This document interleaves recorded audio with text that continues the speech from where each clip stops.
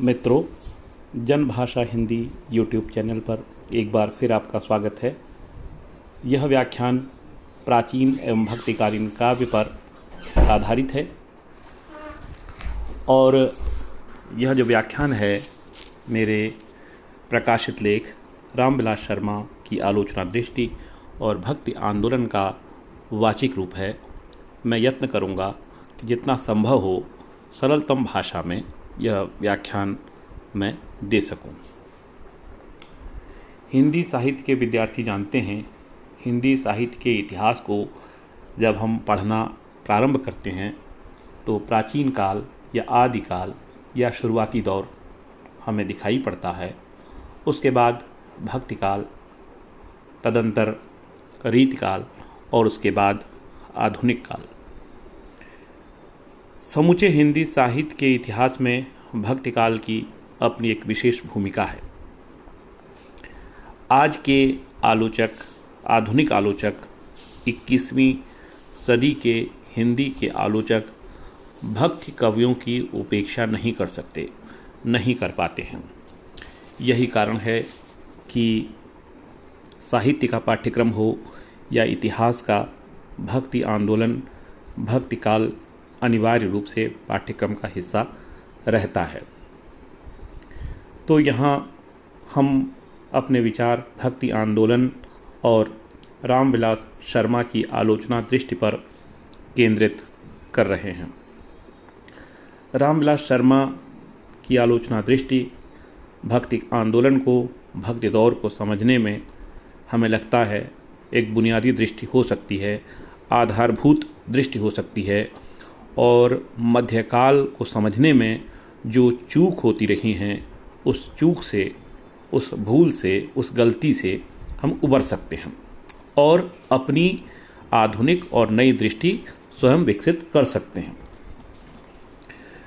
सबसे पहले ये कि साहित्य की जो रूढ़िवादी परिभाषा है उसमें साहित्य शब्दों की कला भर है, पर रामविलास शर्मा साहित्य को भाषा और कला तक सीमित नहीं रखते। रामविलास शर्मा भाषा, रचना और आलोचना तक भी साहित्य को सीमित नहीं करते।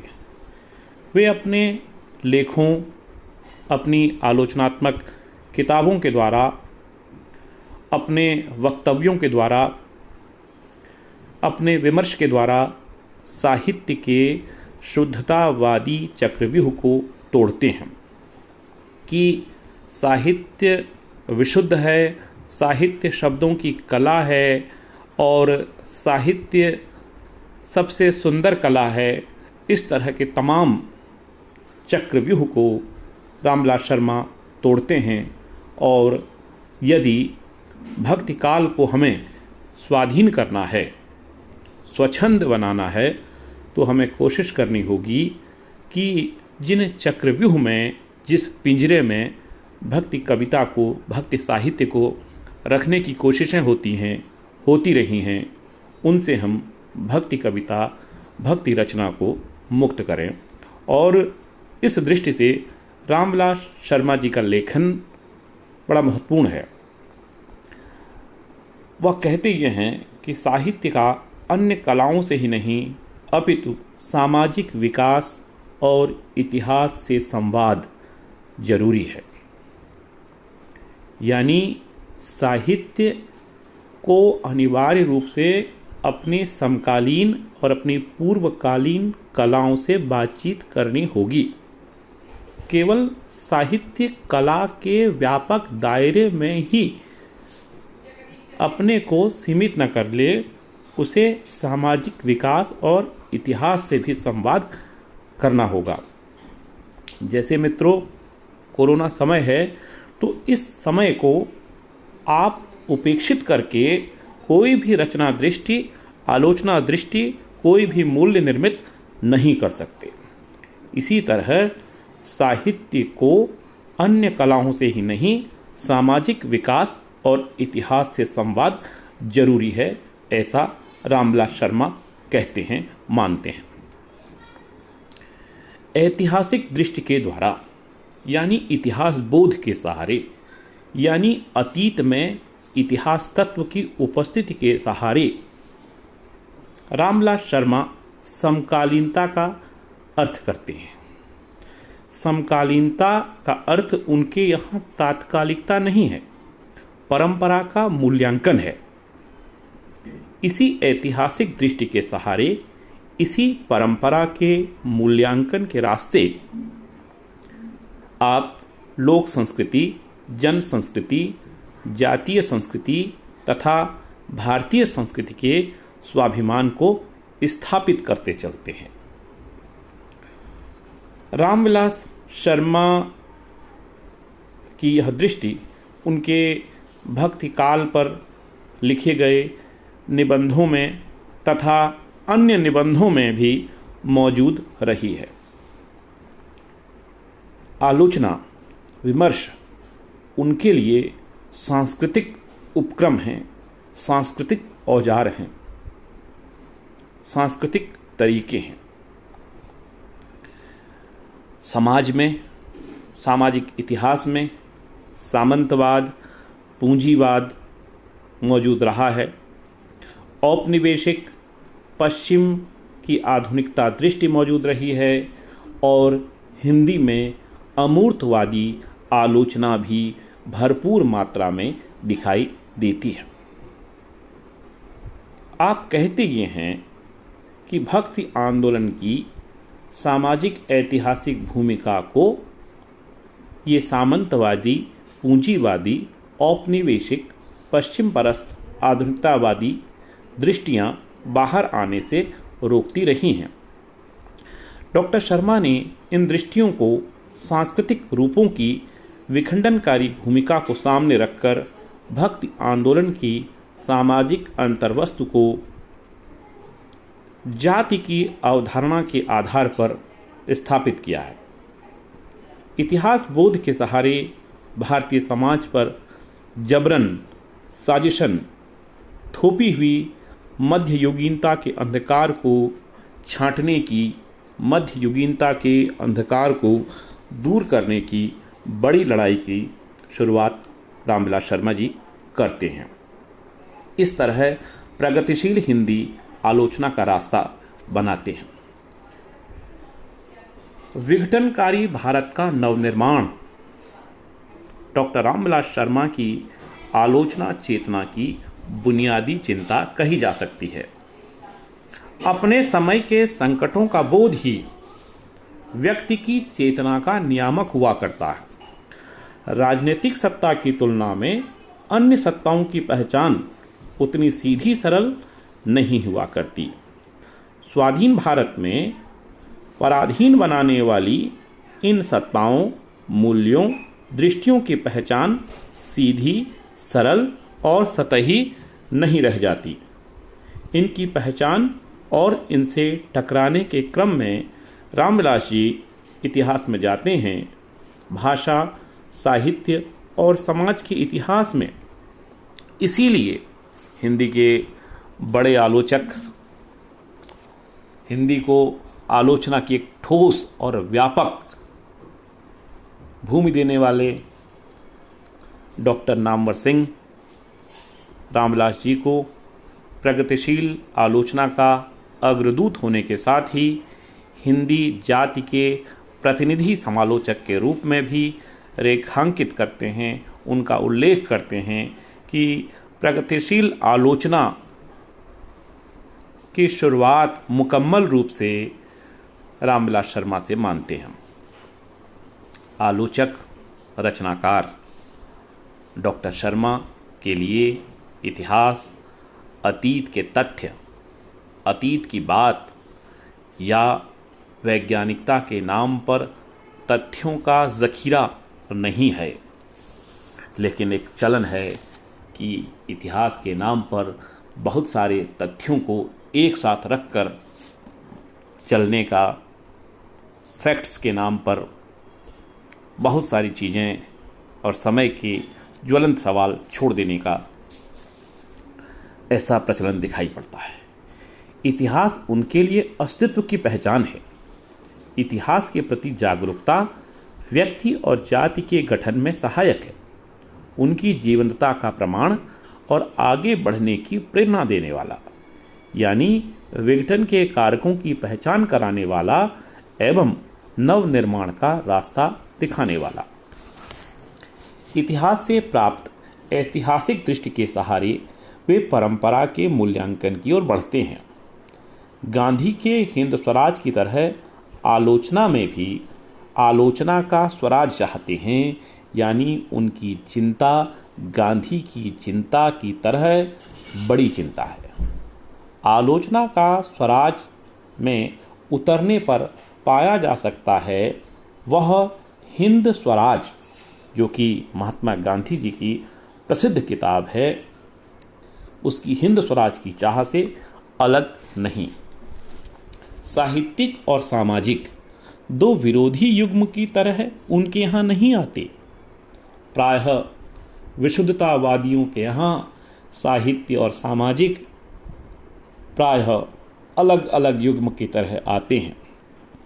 जैसे ही साहित्य और सामाजिकता या साहित्य में सामाजिकता या साहित्य में समाज की कुरूपता और समाज के यथार्थ की चिंता या अभिव्यक्ति होने लगती है, तो विशुद्धतावादी खेमा बहुत गर्म होने लगता है।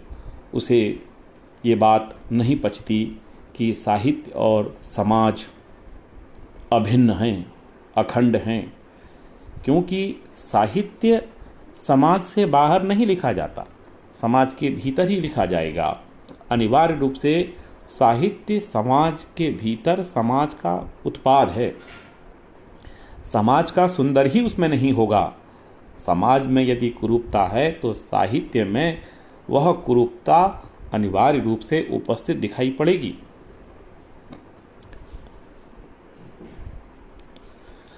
मध्यकालीनता, सामंतीयता, औपनिवेशिकता, साम्राज्यवाद, औपनिवेशिक चेतना, पश्चिमी आधुनिकता तथा अभिजनवाद की चालों के खुलासे के बिना स्वराज को प्राप्त नहीं किया जा सकता। लोक एवं जन की स्वाधीनता एवं संस्कृति को इसी रास्ते स्थापित किया जा सकता है। इस मूल्यांकन उपक्रम में वे जाति की जातीय चेतना की धारणा की स्थापना करते हैं। भक्ति आंदोलन और उसमें व्यक्त जातीय चेतना को इसी व्यापक फलक पर देखते दिखाते हैं। कहना न होगा डॉक्टर शर्मा के ये सवाल एकेडमिक सवाल नहीं हैं, या कहें एकेडमिक सवाल से बड़े सवाल हैं।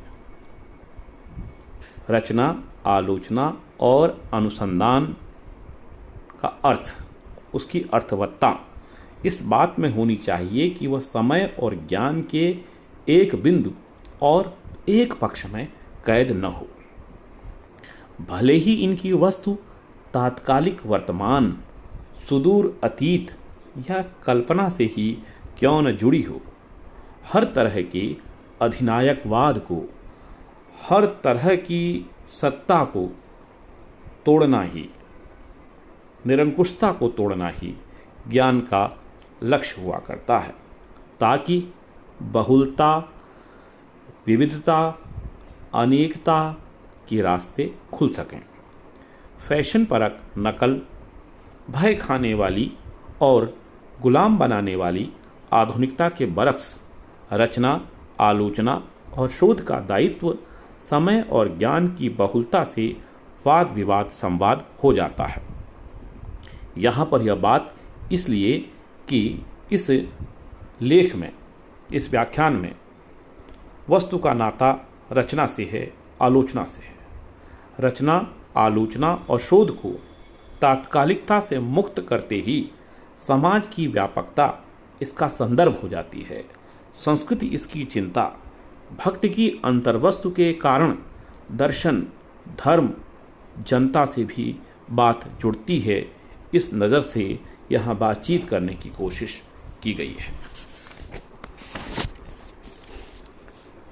भक्ति आंदोलन पर डॉक्टर शर्मा की आलोचना दृष्टि की सांस्कृतिक भूमिका की पड़ताल करने के क्रम में जिन सवालों पर विचार करने का यहाँ हम यत्न कर रहे हैं, वे सवाल हम 6 सवालों के रूप में उसको उठाना चाहेंगे। पहला सवाल यह है, अतीत ग्रस्तता, यानी केवल अतीत ही सच है, और वर्तमान ग्रस्तता, यानी वर्तमान ही सब कुछ है। अतीत ग्रस्तता और वर्तमान ग्रस्तता दोनों की भूमिका समान रूप से प्रतिक्रियावादी होती है या नहीं। दूसरा सवाल है, समकालीनता का अतीत से किस तरह का नाता होता है। तीसरा प्रश्न है, रचना तथा आलोचना में इतिहास और इतिहास बोध की क्या भूमिका होती है। चौथा प्रश्न है, वर्तमान ग्रस्तता जनतंत्र के लिए जरूरी है या त्याज्य। भक्ति आंदोलन की निर्माणकारी भूमिका को रचना, आलोचना और इतिहास की कौन सी दृष्टियां पीछे धकेलती आई हैं। रचना, आलोचना और समाज भक्ति आंदोलन की ऊर्जा से अपने समय के संकटों से कैसे लड़ सकते हैं।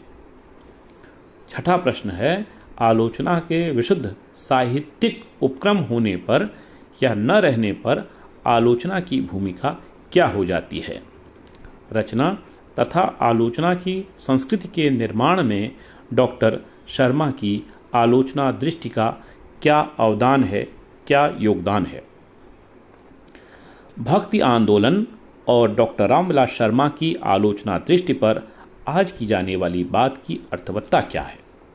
समकालीनता से इनका नाता है भी या नहीं, यह सवाल तुरंत उठने वाला सवाल है, पर टाल देने वाला सवाल नहीं है। आम धारणा और पूर्वाग्रहों की प्रकृति बड़ी कठोर हुआ करती है।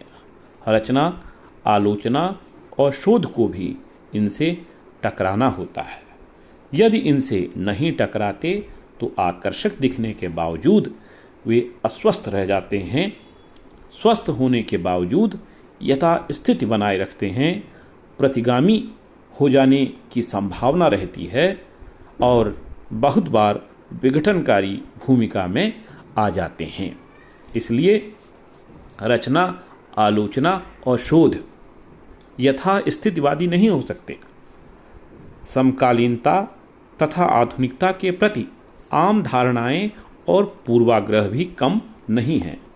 राजनीतिक, सामाजिक स्वार्थ के लिए रचना, आलोचना और शोध सुविधा मार्ग अपनाते हैं। उत्तर आधुनिकता ने ही नहीं, तथाकथित आधुनिकता ने भी अतीत से मुंह मोड़ा है।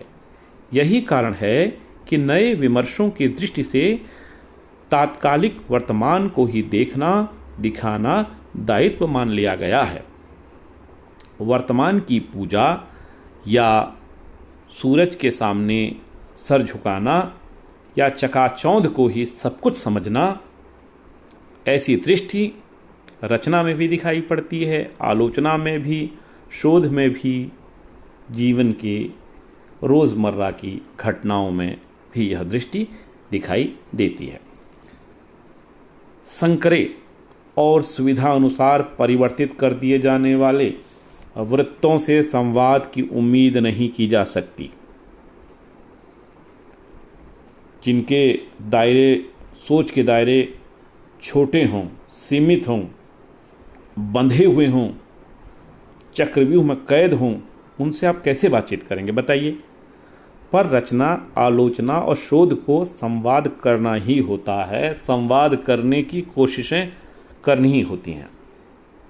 अपने स्वास्थ्य के लिए समय और ज्ञान की बहुलता की पहचान के लिए यह जरूरी रास्ता है। अतीत, इतिहास, धर्म, पुरानी सामाजिक संस्थाएं, लोक भाषाओं का अध्ययन, अतीत के साहित्य और इतिहास पर बातचीत, आम प्रचलित पूर्वाग्रह युक्त इतिहास बोध मुक्त, दायित्वहीन, स्वार्थी दृष्टि और सत्ता के लिए गैर जरूरी हो सकती है, पर रचना, आलोचना और शोध के लिए नहीं। ऐतिहासिक दृष्टि विचारधारा से मिलने वाली मार्क्सवादी दृष्टि, शोध की गुणात्मक पद्धति अपनाते ही अतीत मूल्यवान हो जाता है, वर्तमान के लिए गैर ज़रूरी नहीं रहता, ऊर्जावान हो जाता है। रचना आलोचना की प्रगतिशीलता से इस बात को समझा जा सकता है। इतिहास दृष्टि न अतीत का कीर्तन करती है, न अतीत से उदासीन रहती है। अतीत का समकालीनता से कैसा रिश्ता होता है, यह सवाल हमारे समय के संकटों में एक बड़ा संकट की तरह उभर कर आता है। मैनेजर पांडे समकालीनता पर छाए संकटों को सामने रखते रहे हैं। आप कहते हैं, आलोचना पर संकीर्ण समकालीनता और समकालीन ग्रस्तता इस कदर हावी हो गई है कि भक्ति और रीति कविता की आलोचना तो बहुत दूर की बात, भारतेंदु और छायावाद युग को भी समकालीन आलोचना ने अनावश्यक मान पीछे छोड़ दिया। इस बिंदु पर कहना न होगा कि रामविलास जी समकालीनता की संकीर्णता यानी तात्कालिकता के आतंक से आतंकित होने वाले रचनाकार, आलोचक नहीं हैं। इसके लिए हम देख सकते हैं, उन्होंने भक्तिकाल पर, रीतिकाल पर तो लिखा ही लिखा है और प्राचीन भारतीय साहित्य पर, प्राचीन भारतीय इतिहास पर बहुत अधिक लेखन रामविलास जी का रहा है। उन्होंने समकालीनता की संकीर्णता, गैर ऐतिहासिकता तथा आम धारणाओं को तोड़ा है। समकालीनता को व्यापक अर्थ प्रदान करते हुए उसका एक अर्थ परंपरा, भाषा, जाति, समाज और साहित्य की परंपरा का मूल्यांकन स्वीकारा है। जातीय चेतना की पहचान को उसका दायित्व माना है। उसे अपनी आलोचना चिंता का बुनियादी विषय बनाया है। उनकी रचना आलोचना समकालीनता न संकरी है, न फैशन परस्त, न गैर ऐतिहासिक, न घटनाबद्ध, न यूरोपीय चेतना के भार से दबी सहमी, न नकलची। निराला, तुलसीदास और भवभूति उनके लिए भाषा और साहित्य के अलग खाने न होकर एक जातीय चेतना से जुड़े होने के कारण एक परंपरा निर्मित करते हैं। हिंदू मुस्लिम एकता का कारण समन्वय नहीं, अपितु एक जाति प्रदेश की चेतना है। वर्तमान संकटों का बोध आलोचक को अतीत में ले जाता है। तथाकथित प्रगतिशीलता अतीत से संवाद करने को अपराध मानती है, इसलिए अतीत से संवाद कर ही नहीं सकती। पर रामविलास जी के यहाँ ऐसा बिल्कुल नहीं है। उनकी समकालीनता परंपरा, जाति, जातीय संस्कृति से आधार और ऊर्जा पाती है। परंपरा और उसके मूल्यांकन से ही समकालीनता व्यापक बनती है। पूंजीवादी सामाजिक व्यवस्था और पश्चिमी सभ्यता की विघटनकारी व्यापक भूमिका से टकराते भिड़ते हुए वे जिस ऐतिहासिक मूल्य को पाते हैं, उसे जाति के नाम से, जातीय चेतना के नाम से, देशजता के नाम से, प्रादेशिकता के नाम से, भारतीयता के नाम से पुकारते हैं। रामविलास जी की जातीयता का सीधा, गहरा, व्यापक संबंध जागरूक लोक एवं जन से है, राष्ट्रीयता से है। डॉक्टर नित्यानंद तिवारी अपने एक लेख समकालीनों के लिए अलंघ्य चुनौती रामविलास शर्मा में उनकी आलोचना दृष्टि की पहचान के सूत्र सामने रखते हैं। उनका संबंध हिंदी की स्वाधीन चिंतन परंपरा से है।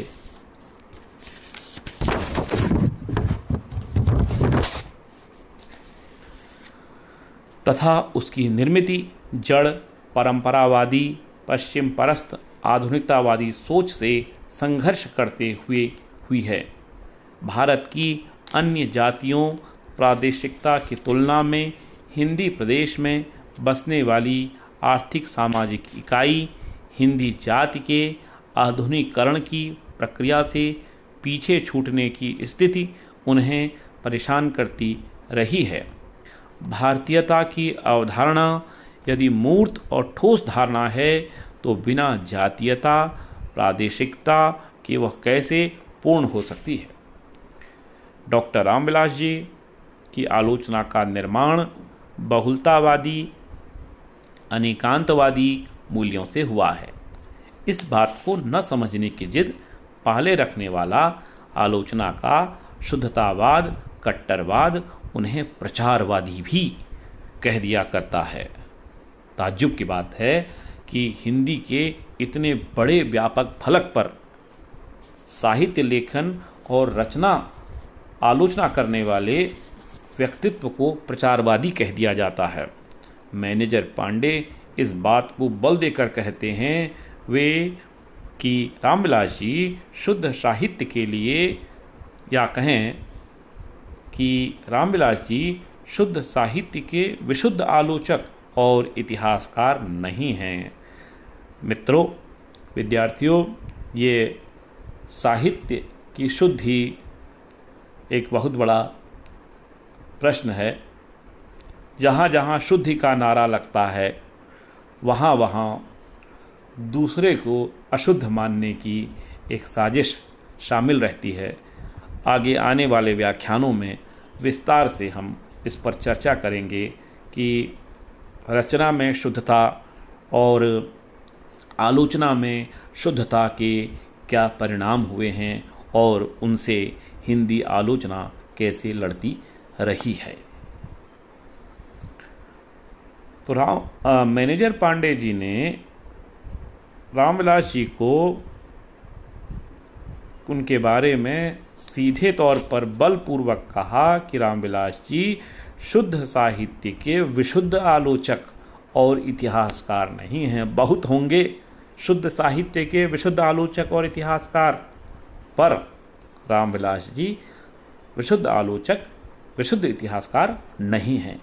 इन बातों के सहारे कहा जा सकता है कि रामविलास जी हिंदी आलोचना की उस परंपरा में आते हैं जो रचना और आलोचना को भाषा, समाज, राजनीति से जोड़कर देखते हैं, अतीत से वर्तमान के लिए दृष्टि और ऊर्जा पाते हैं, बहुलता अनेकांतता के रास्तों को रोकने वाली गैर ऐतिहासिकता, व्यक्तिवाद, कलावाद, रूपवाद, रीतिवाद, रचना आलोचना की विशुद्धता से टकराते हैं।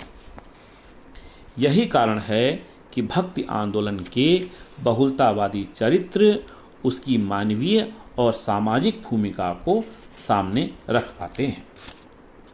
भक्ति आंदोलन की सामंतीय, अमूर्तवादी तथा पूंजीवादी आलोचना दृष्टियों ने भक्ति आंदोलन की सामाजिक ऐतिहासिक भूमिका को बाहर नहीं आने दिया गया है। फिर ध्यान देंगे कि जो सामंतवादी, अमूर्ततावादी, पूंजीवादी आलोचना दृष्टियां भी रही हैं, यानी ऐसी आलोचना करने वाले लोग जो सामंतवाद के पक्ष में खड़े थे, जो अमूर्ततावाद का समर्थन करते हैं और जो पूंजीवाद के आगे सर झुकाते हैं। इन्होंने भारतीय समाज और साहित्य में जो भक्ति आंदोलन की सामाजिक, ऐतिहासिक, महत्वपूर्ण, मानवीय, व्यापक भूमिका रही है, उसको बाहर नहीं आने दिया है।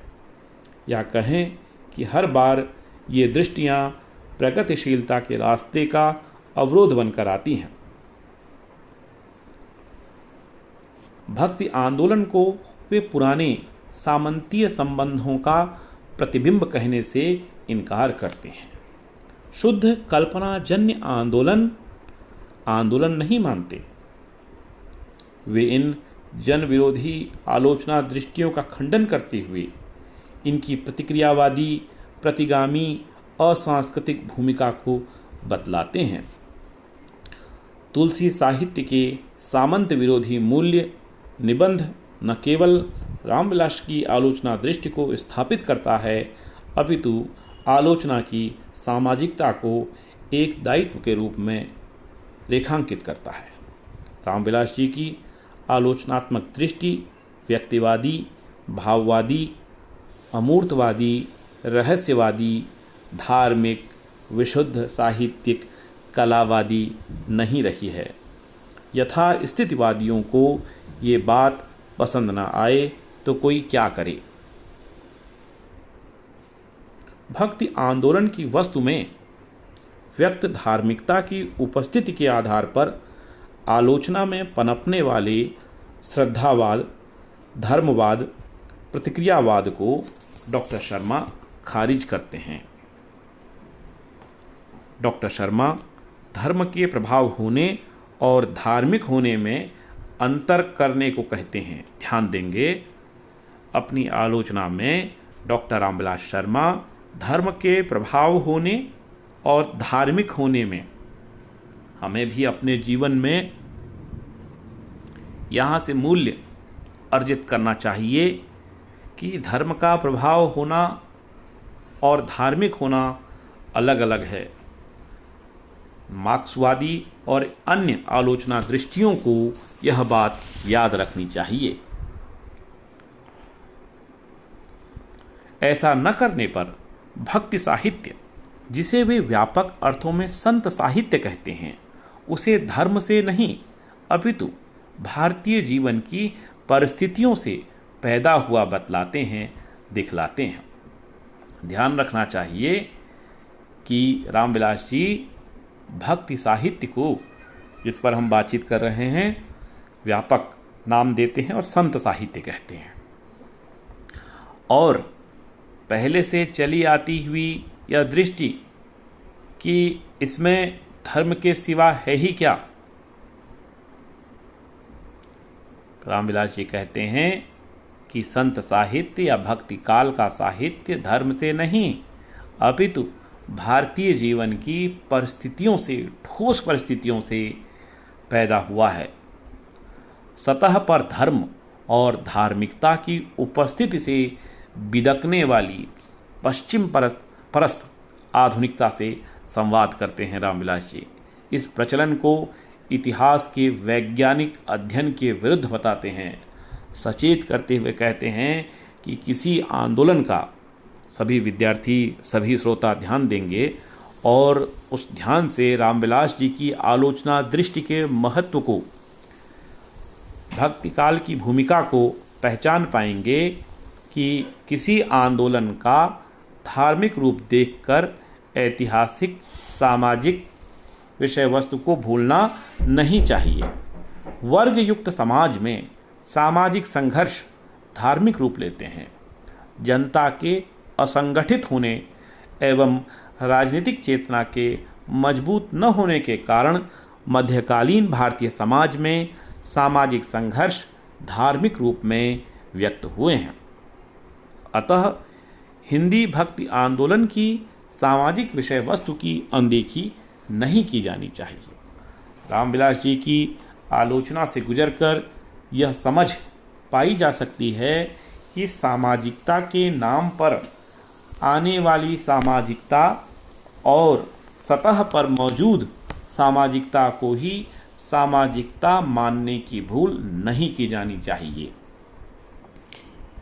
इसी संदर्भ में एक और महत्वपूर्ण बात डॉक्टर रामविलास जी कहते हैं कि विचारकों द्वारा मध्यकाल में हिंदू मुस्लिम समन्वय की बात कहना अवैज्ञानिक है।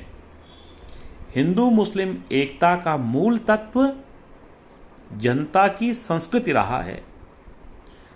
इस बात को याद रखा जाना चाहिए। पश्चिमी आधुनिकता की तर्ज पर औपनिवेशिक चेतना युक्त हिंदी आलोचना भक्ति आंदोलन के समय को अंधकार युग कहती रही है, मध्यकालीन नाम से पुकारती रही है। इस ढर्रे पर रामविलास जी सप्रमाण प्रहार करते हैं। ऐसा कहते चले आने के पीछे छिपी गुलामी की चेतना उसकी प्रतिगामी विखंडनकारी भूमिका को सामने रखते हैं। शक्लें मिलने से आदतें भी मिलती हों, जरूरी नहीं। पश्चिम परस्त आधुनिकता इस सामान्य बोध की उपेक्षा कर यूरोपीय धार्मिक युग के समान भक्ति आंदोलन के समय को नकारात्मकता के रूप में सामने रखती है और इस तरह सांप्रदायिक भूमिका निभाती है तथा कथित समकालीनता में फंसाती है। रामविलास जी की स्थापना है कि भक्ति आंदोलन यूरोपीय धार्मिक आंदोलन की प्रकृति से बहुत हद तक अलग रहा है। इसमें न तो यूरोप की तरह धर्म के नाम पर हिंसा और आतंक है, न धर्म की तर्क विरोधी विज्ञान विरोधी भूमिका ही दिखाई देती है। संप्रदायवाद भारतीय संस्कृति के इतिहास को दरकिनार कर हिंदू मुस्लिम संस्कृतियों की टकराहट को आगे कर विघटनकारी भूमिका निभाता है। तीसरे बिंदु के रूप में रामविलास जी कहते हैं, दो भिन्न समय, समाज, भाषा और संस्कृति के आंदोलनों को एक सांचे में बैठाने का जबरन प्रयास नहीं किया जा सकता। इतिहास लिखते समय शासक जाति और शासित जाति के लिए अलग अलग कसौटियाँ नहीं हो सकती। यदि सूरदास तुलसीदास का युग प्राचीन था तो शेक्सपियर और मिल्टन का युग भी प्राचीन था। यदि शेक्सपियर और मिल्टन का युग भी आधुनिक था तो सूरदास और तुलसीदास का युग भी आधुनिक था। भक्ति आंदोलन की अंतर्वस्तु प्रेम के आधार पर पनपी एकता है, न कि धर्म की मतवादी टकराहट से पैदा हुए। भक्ति आंदोलन में धर्म की भूमिका यूरोप में धर्म की मतवादी प्रोटेस्टेंट और कैथोलिक हिंसक विज्ञान विरोधी पुनर्जागरण विरोधी अभिजनवादी भूमिका से बिल्कुल भिन्न रही है।